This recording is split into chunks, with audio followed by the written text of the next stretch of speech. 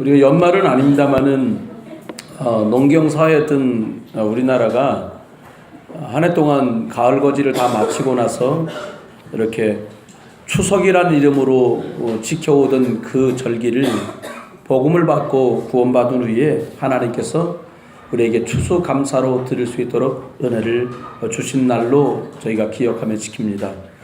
오늘 저는 반석 위에 지은 집, 이런 제목으로 말씀을 드리게 됐는데요. 사람이 집을 짓는다면 이왕 지은 집들이 100년도 가고 또 200년도 가고 이렇게 잘 지은 건축물들은 지금도 남아서 많은 사람들이 보기도 하고 또 기억하기도 하는 이런 아름다운 결과를 낳게 됩니다.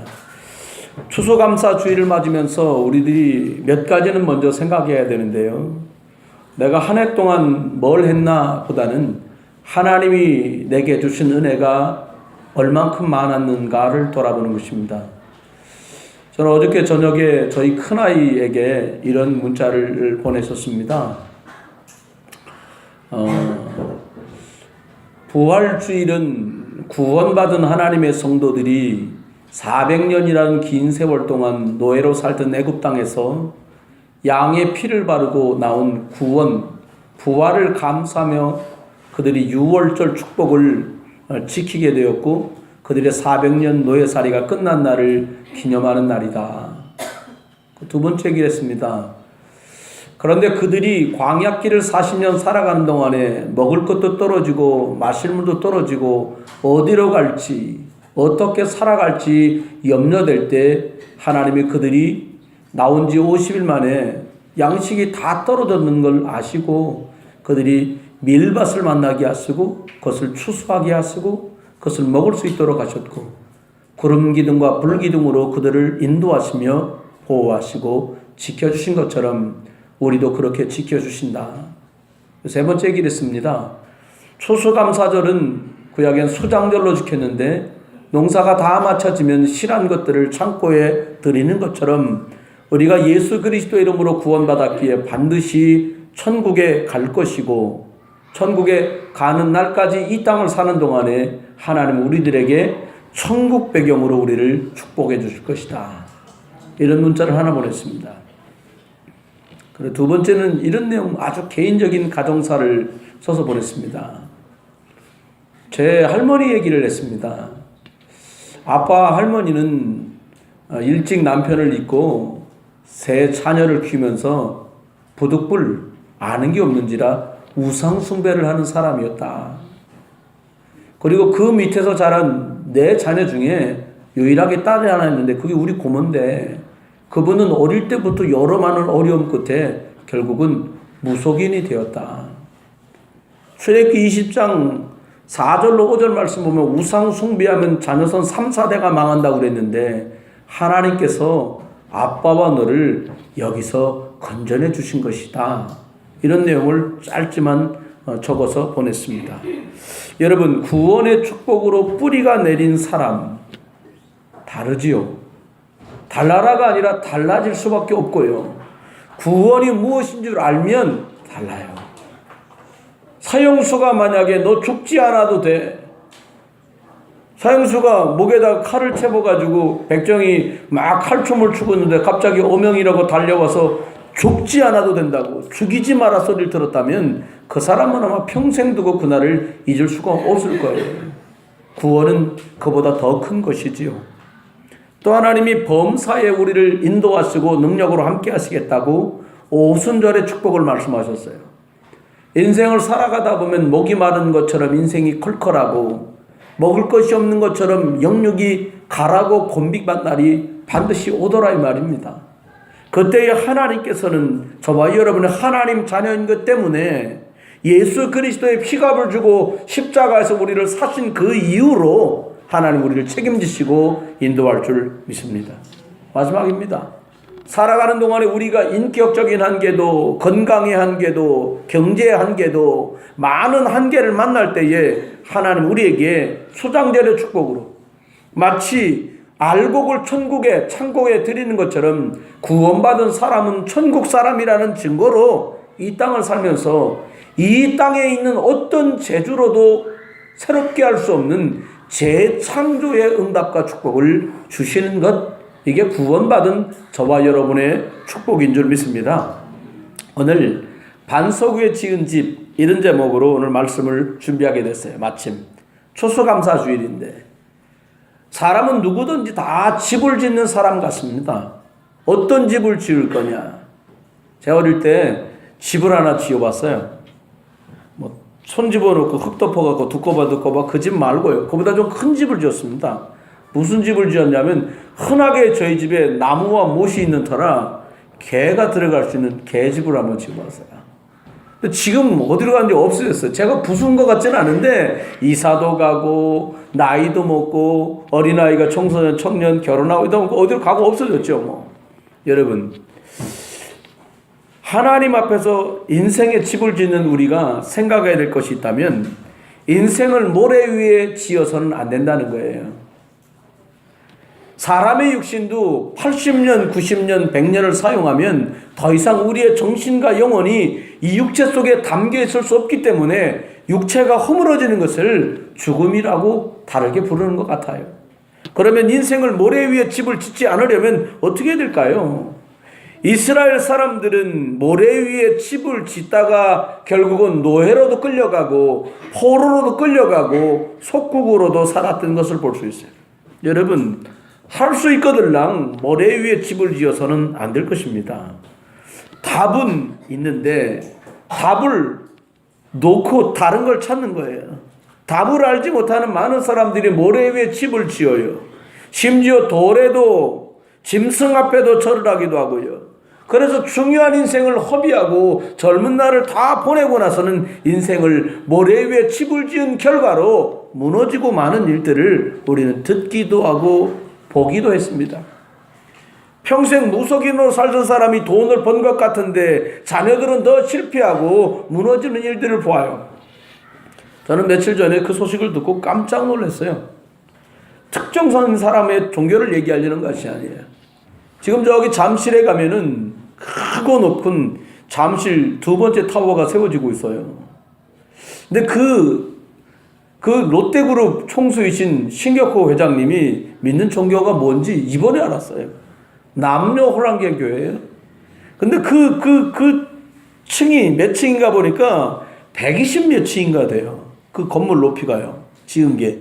그런데 남녀 호랑교에서 제일 완전수로 보는 게 뭐냐니까 542인가 그렇다는 거예요. 근데 그 건물의 높이가 딱 그 숫자예요. 그게 건물을 짓자고 진 것이 아니라 뭔가 대단한 걸 한번 남겨보려고 시작한 것이지요. 자기가 믿는 절대자 앞에 상징물로 기념물로 남겨두기 위한 많은 계획 속에 그것들이 지어졌어요. 마치 그동안도 아무 일 없던 것처럼 덮어졌던 일이 그것을 만드는 과정 속에 사람이 죽기도 하고 사고가 날 거라고 얘기하고 급기야는 건물에서 사고하는 것이 아니라 아버지와 자녀들 사이에 누가 더 기득권을 가질 것인가 마치 재산 분쟁으로 번져가는 일들을 보게 돼요. 여러분, 모래 위에 집을 지어서는 안 될 것입니다. 저와 여러분의 생을 두고 그러면 어떻게 건물을 짓는 게 잘 짓는 것입니까? 두 번째입니다. 오늘 이 모래 위에 집을 짓는 이야기를 하고 있지만 사실은 건물을 짓는 이야기를 하고 있는 게 아니에요. 인생을 건물로 비유해서 짓고 있는 거예요. 여러분, 대부분의 여기 계신 분들이 부모님이시잖아요. 우리가 좀 덜 먹고 덜 입더라도 아이들을 가르치는 일에 정상적인 부모라면 집중하게 돼 있어요. 그런데 별것 아닌 것 같지만 무엇으로 심었느냐는 10년만 지나면 딱 표시납니다. 10년? 저는 2주 전에 저희 가정 안에, 가문 안에 장례를 치르면서 보았어요. 딱 예수 믿은 한 집과 예수 안 믿은 한 집이 30년이 딱 지났는데 아버지 천국 가는 길에 찬송을 불러줄 수 있는 아들도 딸도 사위도 며느리도 손주도 손녀도 없어요. 부인이신 할머니는 찬송 부를 여력이 없어요. 무슨 말입니까? 제가 감히 말하기는 인생을 모래 위에 집은 집처럼 지었는지도 모르겠구나 라는 생각을 하게 됐어요. 여러분, 정말로 믿음의 집, 반석 위에 집을 짓는 사람은 어떤 사람일까요? 세 가지를 제대로 하는 사람입니다. 첫째는 나를 하나님 앞에 예수 그리스도 구주로 믿고 예배라고 하는 그 속에서 말씀으로 집을 짓는 사람이 가장 집을 잘 짓고 있는 사람이에요. 여러분, 몇 해 전에 중국에 대한 기사가 나왔는데 건물 8층짜리가 무너졌어요. 그 중국 뉴스니까 제가 자세히 봤어요. 왜 무너졌나 보니까 콘크리트 사이에다 철근을 집어넣어야 되는데 대나무를 집어넣은 거예요. 참 중국스럽다 싶은 거예요. 근데 8층짜리가 다 무너졌죠. 여러분, 집을 짓는데 구원받은 사람은 어떻게 집을 둬야 되냐? 예배 속에서 말씀으로 집을 짓는 사람이 가장 바르게 집을 짓고 있는 사람이에요. 두 번째는 나하고 아내하고만 살 것 같으면 1층 집을 지으면 됩니다. 근데 분명히 결혼을 하면 원턴 원치 않든 대부분 하지만 자녀들이 생기잖아요. 그럼 2층이려야 되거든요. 예를 들면 집이 단층 집이 아니라 2층, 3층, 5층을 짓게 될 거 아닙니까? 자녀와 함께 믿음을 나눌 수 있는 영적 생명력이 우리 자녀에게 전달되도록 하는 사람이 믿음의 집을 잘 짓는 사람이에요. 내가 예수 그랬더니 아이가 그리스도.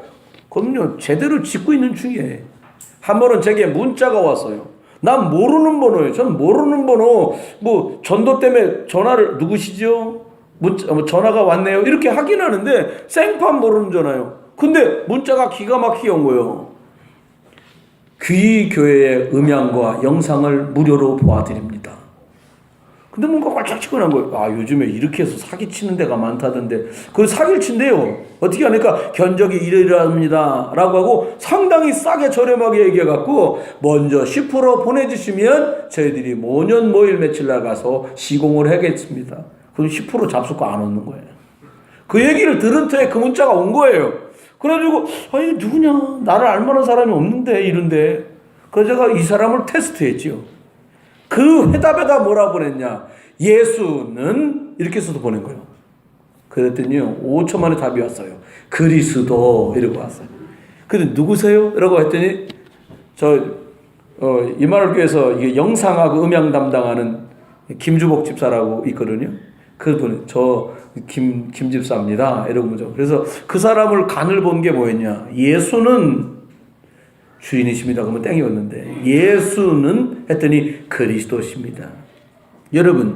여러분과 제 자녀에게 예수 생명의 역사가 시작되기를 주의 이름으로 축원합니다. 반석 위에 집을 짓는다. 내 아들이 나와 함께 찬송을 부를 수 있다. 복 받으신 거예요. 네. 여러분 딸과 여러분이 함께 예배할 수 있다. 엄청 축복받으신 거예요. 무조건 잘해줘야 돼요. 오늘 나가다가 끝나고 뭐 하나 사세요.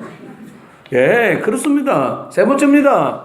반석 위에 집을 짓는 사람은 어떤 사람입니까? 내가 예수 그리스도 안에서 내 가족과 자녀가 함께 부모가 예수 그리스도 안에서 믿음의 집을 짓고 있다면 이제 마지막은 나를 알만한 사람과 나를 만났던 사람들에게 복음을 전하는 삶을 사는 사람이 반석 위에 집을 짓고 있는 사람이에요.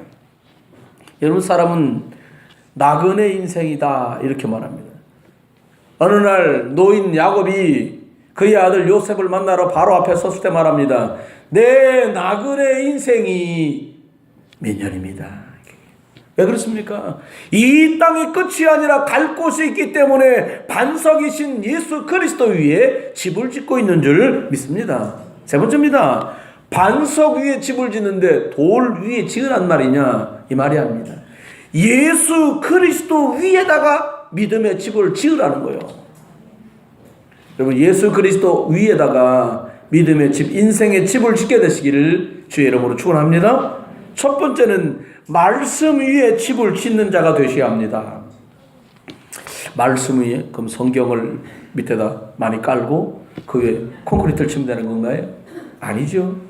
이 말씀이라는, 말씀은 살았고 운동력이 있다고 말씀하신 그 말씀, 요한복음 1장의 말씀대로 말씀이 육신이 되어 오신 그 그리스도의 말씀, 창조 때에 하나님께서 말씀으로 천지를 창조하시며 빛이 있으라 하실 때 그 말씀하셨던 나를 살렸고 나를 구원하며 인류를 살릴 유일한 희망, 이 그리스도 예수 안에 집을 짓는 것을 말씀 위에 짓는다고 하는 거예요. 여러분, 예수가 그리스도시고 살아계신 하나님의 아들이라고 별 볼 일 없고 사람들이 취급도 안 해주던 베드로가 어느 날 이 고백을 하였어요. 예수님 말합니다. 잘했다 이래 말하지 않고 뭐라고 말씀하십니까? 바요나 시몬아, 내가 복이 있다. 이것을 알게 한 것은 혈육이 아니라 하늘에 계신 내 아버지께서 이것을 알게 하시다는 거예요. 여러분 가정 속에 하나님의 은혜가, 하나님의 능력이 여러분과 여러분 자녀들 속에까지 전달되고 뿌리내리기를 예수 이름으로 축원합니다. 두 번째는요, 말씀담은 뭐냐? 믿음의 고백 위에 집이 지어져야 돼요. 여러분 광야길을 40년을 다 보내고 가나안을 정복하고 아낙산지를 다 정복하고 여호수아 24, 5, 6장이 말합니다. 여호수아가 모든 백성들 앞에 서서 이렇게 말합니다. 너희가 이 땅에 오기 전에 믿었던 우상을 섬기든지 아니면 창조주 하나님 우리를 유월절 양피를 바르고 광야길을 살아 넉넉히 견디게 하시고 이 땅에 도착하게 하신 여호와를 섬기든지 결정해라. 그리고 자기 고백을 말합니다. 나와 내 집은 오직 여호와만 섬길 거다. 그랬더니 온 백성이 말합니다. 우리도 여호와를 섬길 것입니다. 여러분, 한 사람의 믿음의 고백이 가문을 살릴 뿐만 아니라 온 민족을 살렸던 엄청난 일들을 우리는 봅니다. 한 여인 라합이 내가 당신들에 관한 이야기를 들어보니까 당신은 하나님을 믿는 여호와를 믿는 사람들인데 내가 믿기는 당신들이 믿는 그 여호와 하나님이 하늘과 땅에 상천하지에 유일하신 하나님으로 믿는다. 그 여인은 구원받았습니다. 저와 여러분이 믿음의 고백을 자녀들에게 유산으로 물려주시길 주님 축원합니다. 믿음의 말이 아니라 우리 삶 속에서 우리 아빠 보니까 우리 어머니 뵈니까 예수 그리스도 안에서 이때까지 승리하셨구나. 나도 이 반석 위에다가 그리스도 위에다가 말씀 위에다가 인생의 참 집을 지어야 되겠다. 성공한 부모일 거예요. 만약에 여러분 자녀가 얘기하면서 우리 엄마처럼 믿으면 안 돼. 예를 들어 난 아주 우리 아빠처럼 믿으면 안 돼. 그러면 곤란한 거 아닙니까? 누군가가 조용히 응원해 주는 말이 믿을 거면 저렇게 믿어야 돼. 개인적으로 만났을 때도, 복음 안에서 만났을 때도, 교회 안에서 만났을 때도, 저 밖에서 만났을 때도 예수가 그리스도구나. 이 고백이 저와 여러분의 간증되기를 주님 축원합니다. 결론입니다. 예수님을 그리스도로 믿는다라는 것은 커다란 세 가지 축복이 따라오게 됩니다. 너무나 많은 것이 있지만 가장 큰 것 세 가지가 따라와요. 첫째가 뭐냐? 예수님이 그리스도시고 예수님이 살아계신 하나님이라고 그분을 구주로 영접하는 순간에 우리의 신분이 하나님 자녀로 바뀌어져요. 여러분, 우리가 생각할 때 하나님 자녀가 별거 아닌 것 같은데요. 저는 간혹 이 신문이나 뉴스를 보면 깜짝 놀라는 일이 있어요. 한 아기가 태어난 지 7일 만에요. 골목 규층에서 발견된 거예요. 아기가 태어나서 7일이면요. 피덩어리 아닙니까?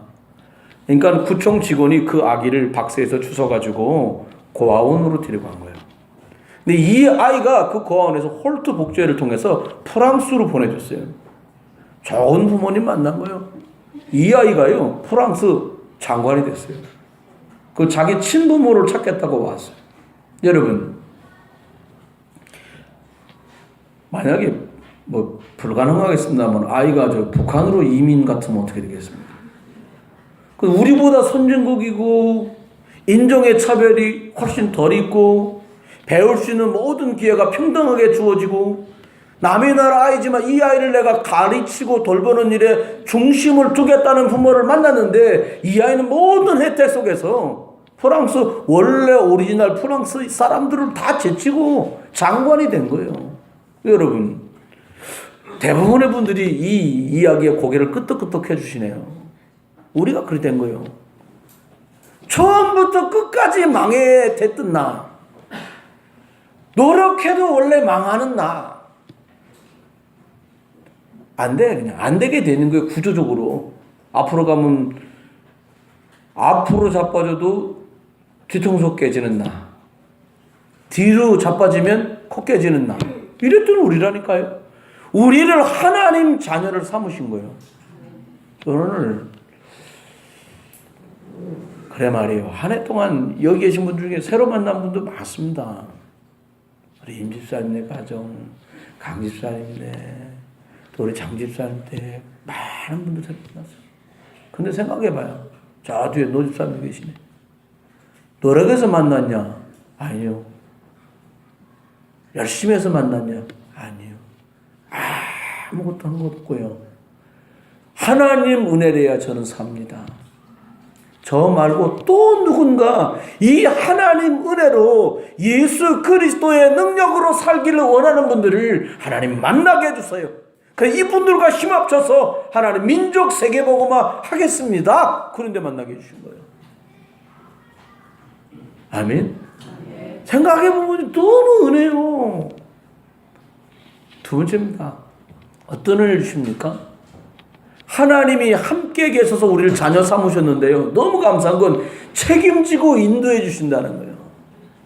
저는요, 이 많은 기기가 있지만요, 이 내비게이션, 이거 진짜 잘 만들었다고 생각해요. 이게 원래 군대에서 쓰던 거예요.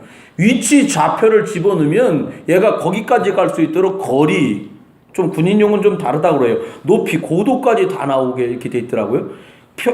일직선으로 갔을 때 거리하고 그 산을 넘어갔을 때 측정 거리하고 다 할 수 있을 만큼 전문적이지요. 근데요, 저와 여러분, 하나님 우리 인도한다는 말이 뭡니까? 하나님이 우리는 어떻게 갈 줄 모르는데요, 얼마큼 정확하게 아시냐? 괜히 등산화를 탁 주시는 거예요. 제가 인도받아 보니까, 이건 웬 등산화야? 무거워. 옛날에 버렸어요. 필요 없어. 너 가져. 이러고 줬거든요. 아니요. 내 인생길을 살아가는데 산을 넘어가야 될 일이 오기 전에 미리 등산화를 주시더라고요. 넉넉히 그 산을 걷고도 발도 부르트지 않고 피곤하지 않도록 하나님이 딱 맞는 것을 미리 탁 보내주시더라고요. 아직 등산화를 못 받으셨나 봐요. 전 여러 번 받았어요. 저 수영할 줄 모르거든요. 그 큰 강을 넘어야 될 줄 아시고요. 저 수영 못하는 줄 아시고요. 찢어지지도 않는 초보, 막 옛날 거 있잖아요. 다이어에서 뺀 검은 투구. 그런 초보 하나님 보내주시더라고요. 넉넉히 그 강도 전 건넜습니다. 왜요? 하나님의 인도. 여러분과 제가 하나님 자녀라는 것 때문에 이 반석의 집을 지을 사람들이기 때문에 하나님 무조건 여러분과 저를 인도하시는 거예요. 저요, 하나님이 주신 축복이 얼마나 크냐. 하나님이 우리를 자녀 삼으시고 함께하는 것 때문에 인도하시는, 어떻게 했냐. 우리가 실수해서 간 것까지 합력해 선이 되게. 이게 진짜 믿어지셔야 돼요. 사람들은요, 다른 사람하고 비교하다가 정신 못 차려요. 나는 키 큰 남자 좋은데 왜 이렇게 짝달만한 남자를 만났나. 바보요. 여러분, 크면요 계속 부딪힙니다. 작으면 뭐 줍기도 좋고요, 잘 보여요. 높은 거 못 내리잖아요. 그래, 사다리 있는 거요. 여러분, 주어주신 거 감사하시기를 주 이름 축원해요. 목사님, 우리 남편하고 안 살아봐서 얼마나 필요 없이 꼼꼼하고요. 괜히 자꾸 뭐라 그러고요. 여러분, 그분이었으니까 여러분하고 살아준 거예요. 마지막 세 번째요. 어떻게 한다고요? 역사하시는 거예요. 역사가 뭡니까?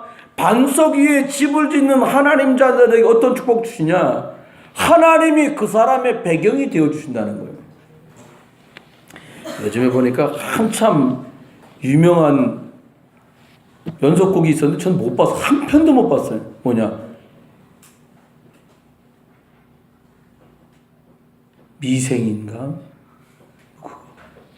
그럼 뭐 미생이래나 뭐래나 그냥 지나갔어요. 근데 제가 사극 좋아하잖아요. 근데 그 배우가 또 나온다는 거예요. 여기 뭐냐? 육룡이 나르샤. 그 누가 나오는데? 땅세라냐 땅깨래냐 그런 데는데 배우 이름이 변요한이요. 변요한 나 아는 사람 찾아보니까 진짜 아는 사람이요. 한치 건너 아는 선배 목사님 큰아들이라. 그래서 얘가 그러구나. 근데요 너무 잘 나가는 거예요. 막 CF 찍고 뭐 막 완전 집안 폈어요 그냥. 근데 중요한 게 뭐냐니까 전 이 말을 하려는 게 아니에요. 그 아이가 저희가 성교원 운영할 때 걔 동생하고 우리 성교원에 계속 다녔는데 그 할머니 얘기를 하고 싶은 거예요 저는. 그 할머니가 권사님이요. 애들들을 돌봐주는 거예요. 할머니 뭐 해주시냐? 찬송가 불러주고. 할머니 뭐 하시냐? 성경책 보시고. 할머니 뭐 하시냐? 기도한다는 거예요. 6살 먹고 7살 먹은 애들 눈에 할머니 뭐 하시냐? 성경 보세요. 할머니 뭐 하시냐? 기도하세요. 할머니 뭐 하시냐? 교회 예배 가셨어요. 반석 위에 집을 지은 한 할머니 권사님 덕으로 그 자제분들이 목양에도 은혜 가운데 목양하시고요. 그분들의 손주 손녀들이요. 각각의 곳에서 명성을 얻고 좀 더 지나면 어느 날 인터뷰 하겠죠. 상 받을 때 얘기할 거 아니에요. 올 연말에 상 받을 수도 있잖아요. 하나님께 영광 돌립니다. 그럼 저는 개인적으로 만약에 제가 그 영상을 본다면 굉장히 가슴 물컹을 할 것 같아요. 왜? 그의 아버지 어머니 수고를 알고요. 그의 할머니가 어떻게 아이들을 건사하고 키우신 걸 봤으니까. 여러분, 하나님의 역사는 한판에 내가 원하는 때 벌어지면 얼마나 좋겠습니까? 그럴 때도 있지요. 어떤 때는요, 광야길 40년이라는 어마어마한 시간이 다 지나고야 가나안이라는 응답이 턱턱 잡혀요. 여러분, 조급하게 굴지 마세요. 너무 넉넉하도 살지 마세요. 하나님이 주신 오늘 주신 응답 속에 감사하면서 40년 뒤에 받은 응답까지를 내다보는 반석 위에 집을 짓는 축복의 사람 되기를 예수 이름으로 축원합니다. 말씀했습니다. 오늘 추수감사주일이에요. 여러분들이 솔직히 얘기하면 우리 살기 얼마나 빡빡합니까? 전 생각해봤어요. 여러분들 여기다 이렇게 예물을 담아서 하나님께 드리셨어요. 그래 말이야. 어떤 분은 형편대로 5,000원 드린 분도 계시고 10,000원 드린 분도 계시고 50,000원 드린 분도 계시고 100,000원 그 이상 드린 분도 계시겠지요. 매번 헌금을 개수하시는 분들한테 제가 기도하면 부탁해요. 또 성도들에게도 부탁해요. 부탁은 돈을 담아서 드리는 바보 같은 사람 되지 마라. 표시된 게 돈인 것이고 우리의 믿음을 하나님께 담아서 드리라. 너무 많은 것을 드렸던 사람보다 동전 2개를 딸랑 드렸던 그 과부의 믿음을 하나님 기뻐하신 것처럼 네 전부를 드렸느니라고 말하는 것처럼 하나님께 담을 때 네 전부를 담아봐라. 저와 여러분 한 해도 주의 은혜로 사셨습니다. 예, 뭐 성탄절 있고 송구영 신학은 2016년을 만나겠죠. 혹여 이때까지는 어떻게 지내셨던지 하나님의 은혜였던 것은 틀림없습니다. 저와 여러분이 그리스도 예수 안에서 말씀과 예배 속에 집을 짓고 자녀들에게 믿음의 고백이 전달될 만큼 집을 짓고 불신자가 여러분과 저를 보면서 나도 어딘가 하고 믿어야 된다면 나 예수 믿고 교회 갈 거야. 여러분 주변의 사람들 가족들의 고백이 터져나오기를 주 여러분 축원합니다. 옆에 분하고 우리 한번 인사합니다. 반석 위에 집을 지읍시다. 한 번 더 인사할까요? 반석 위에 집을 지읍시다. 기도합니다. 하나님 은혜를 감사합니다. 한 해도 주의 은혜로 살았는데 제가 지은 것 우리가 지은 것이 아니라 이 그리스도 예수 안에서 집을 짓게 하셨으니 감사합니다. 하나님 또 남은 한 해의 반도 그리고 우리가 주 앞에 갈 이 땅에 사는 동안에 함께 계셔서 인도하시며 성령으로 역사하여 주실 줄 믿고 감사드리며 주 예수 그리스도 이름으로 기도드렸습니다. 아멘.